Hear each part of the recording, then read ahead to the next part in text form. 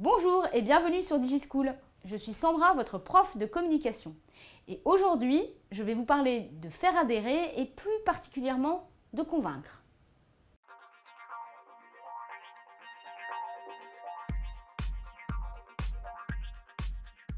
Alors, il y a plusieurs façons de faire adhérer. Il y en a deux principalement et classiquement, convaincre et persuader. Là, on va s'intéresser plus particulièrement au fait de convaincre. Et on va voir que convaincre, ça s'adresse plus à la raison et persuader plus aux émotions. Alors, tout d'abord, reprenons cette phrase de notre écrivain national, Victor Hugo, « La forme, c'est le fond qui remonte à la surface ». Il ne faut pas rendre exclusif l'un de l'autre. La forme et le fond, ça va ensemble.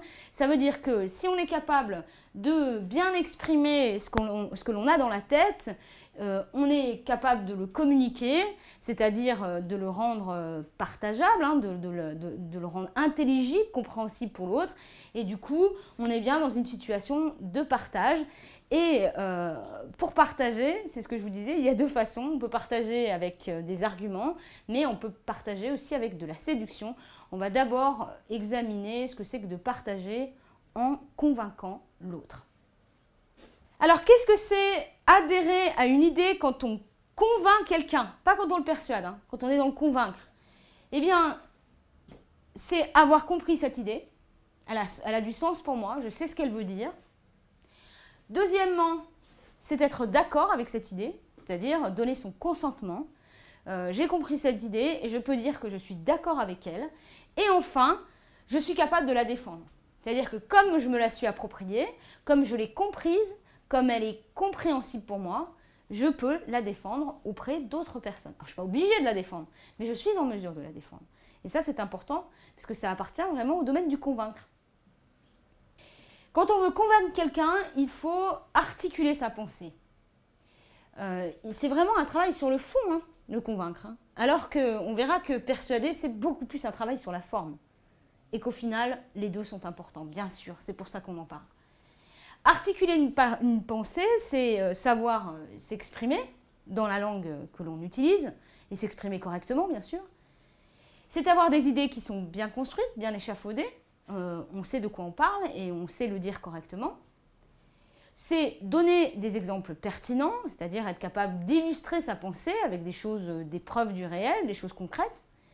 Et enfin, être capable de faire des conclusions et de trancher, de donner un point de vue qui est tranché. Ça ne veut pas dire qu'il est définitif, mais il est tranché quand même. Ça ne veut pas dire qu'on ne va pas encore le débattre, mais au moins à un moment donné, on peut dire, au terme de ce raisonnement, je suis capable de dire ça. Alors, pour pouvoir convaincre quelqu'un, il faut être en mesure de préciser sa pensée. Il faut avoir une pensée bien organisée et avec une certaine profondeur, de la substance. Il faut de la substance pour convaincre. Alors, pour pouvoir avoir de la substance, il faut avoir le vocabulaire technique approprié à ce dont on est en train de parler, bien sûr. Il ne s'agit pas d'utiliser des mots trop généraux ou des mots qui sont de l'ordre du quotidien. Il faut rentrer dans une pensée plus précise, bien sûr. Il faut mettre des enjeux dans le propos. Il faut qu'on sente qu'il y ait une problématique et que selon la manière dont on va répondre à cette problématique, eh bien, les enjeux ne seront pas les mêmes. Et ça, c'est vraiment de l'ordre de l'argumentation. Il faut donner toutes les explications afférentes.